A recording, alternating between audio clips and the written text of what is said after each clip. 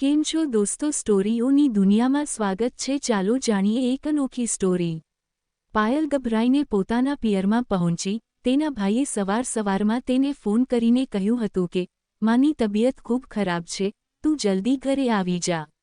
આ વાત સાંભળતા જ પાયલ ખૂબ ગભરાઈ ગઈ, કારણ કે તેની માની તબિયત ઘણા દિવસોથી ખરાબ હતી અને તેને એ પણ ખબર હતી કે જો કોઈની સાથે કંઈ અનહોની થઈ જાય છે તો પણ તબિયત ખરાબ હોવાનું કહીને જ તેને બોલાવવામાં આવે છે, જેથી તેને અચાનક આઘાત ના લાગે। તેથી અંદરોઅંદર તે કોઈ અનહોનીની શંકાથી ધ્રુજી રહી હતી। જ્યારે તે ઘરે પહોંચી તો બહાર લોકોની ભીડ જોઈને તેનું દિલ બેસી ગયું અને તે ધ્રુજતા પગલાં સાથે ઘરની અંદર પહોંચી। તેનું રડવું તો દરવાજાની બહારથી જ શરૂ થઈ ગયું હતું, પરંતુ જ્યારે તેણે આંગણામાં પોતાની માનું મૃત શરીર જોયું તો તે બધું ભૂલીને દોડીને માને વળગી પડી અને જોરથી રડવા લાગી। તેની ભાભી અને તેના ભાઈએ ખૂબ મુશ્કેલીથી તેને સંભાળી। તેના પતિએ જ્યારે જોયું કે તે રડતા બેહોશ થઈ રહી છે તો તે તેના માટે પાણી લઈને આવ્યો। સાંજ સુધીમાં તેની માનો અંતિમ સંસ્કાર થઈ ગયો હતો। ઘરમાં એકદમ શાંતિ છવાઈ ગઈ હતી। વચ્ચે કોઈના રડવાનો અવાજ આવી રહ્યો હતો। પાયલ તો બસ પોતાની માની મીઠી યાદોને યાદ કરીને રડી રહી હતી। કેટલી અજીબ વાત છે ને દોસ્તો, જે પ્યારી યાદો આપણને હસાવે છે તે જ યાદો આવા સમયે ખૂબ આંસુ આપીને જાય છે। આજે પાયલની આંખોમાંથી પણ આંસુ રોકાવાનું નામ નહોતા લેતા।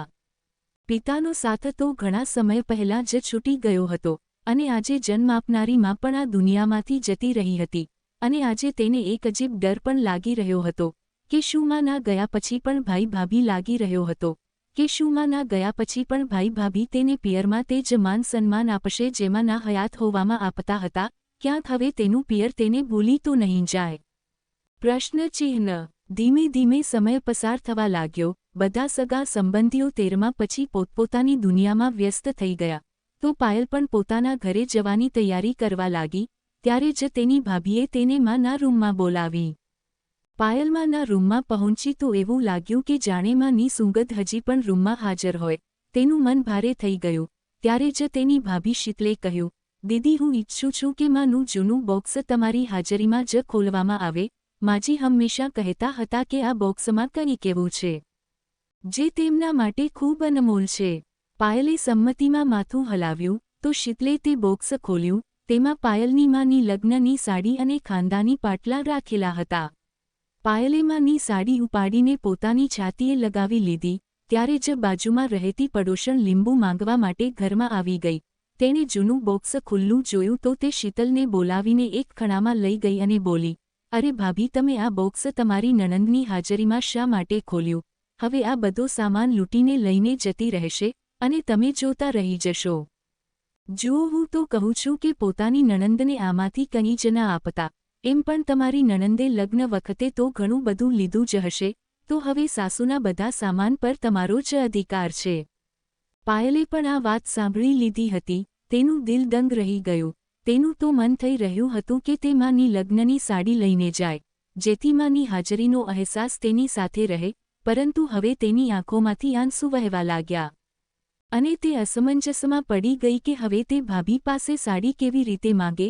ક્યાંક તેની ભાભીને ખોટું ના લાગી જાય।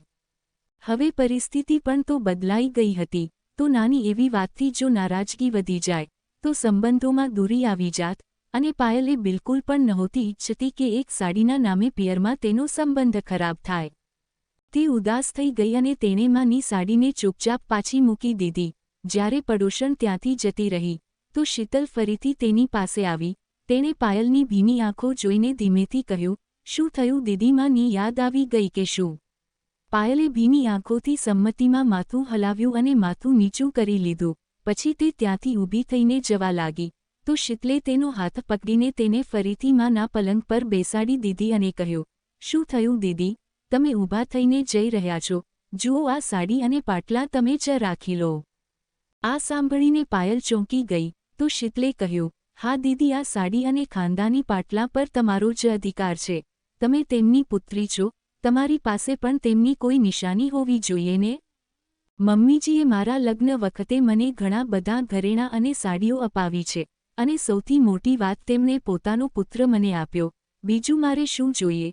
બાકી આ ઘર પર અને માજીની વસ્તુઓ પર તમારો અધિકાર હંમેશા રહેશે અને માજીના કબાટમાં જે સાડીઓ રાખેલી છે તેમાંથી જે સાડી તમને ગમે તે લઈ જાઓ.